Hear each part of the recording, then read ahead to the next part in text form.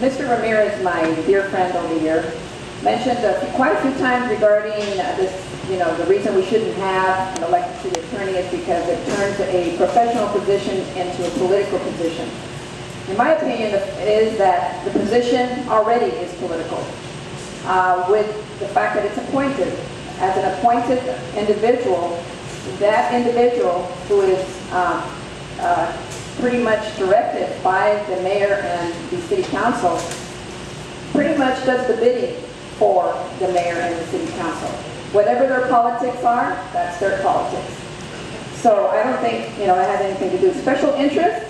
Whatever the mayor and city council special interest, also the city attorney might take those into making them his or her own special interest as well. But talking about electing someone not qualified, that really doesn't say too much about our electorate here. Basically, they're saying that we're too stupid to elect the right kind of individual, that we're not going to look for qualifications. Well, of course we're going to be looking for qualified individuals to be doing this. So it's not giving credit to our voters. Also about frivolous lawsuits, we keep saying, and I've already said it already, and it's in the literature, the city attorney cannot pursue a lawsuit without the approval of the council and the mayor. So, if it's frivolous, blame it on the council and the mayor. But basically that's what we're saying. So it is time, it's time, so that we have an individual in that particular office in the city that's representing what's in the best interest of the citizens of Chula Vista, looking for the good, for anything that's going to benefit us. Yes, they're still going to continue to look out for what they need to do for the mayor and the city to keep everybody in the right place, but this basically provides us some checks and balances so that we have an individual that is, oops, okay, he did shut it down. Okay, thank you.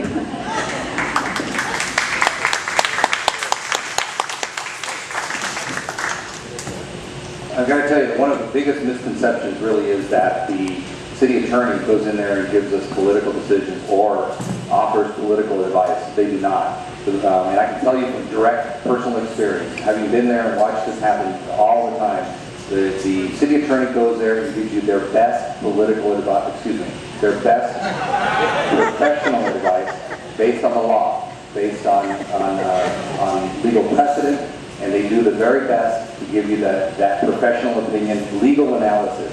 They stay away from the politics. They work very hard to stay away from the politics. Now, the city council and the mayor can decide to go do whatever they want after they've received that professional legal advice, and those are the people that you need to hold accountable, not this idea of an attorney. Now, with regard to whether or not the public can find out and is in a position to make a choice on a professional position, I really believe that the electorate is perfectly qualified to make the decision on who their political leaders are, but not the professional ones. I mean, I don't know anybody who's ever hired somebody.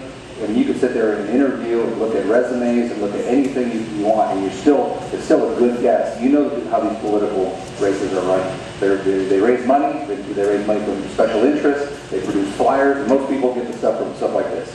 And you know that very well. And it's very difficult to decide and discern who is qualified and not. And the chances are you're going to get somebody who's a great politician but a horrible attorney, and that would make the situation in City Hall much more volatile and unstable.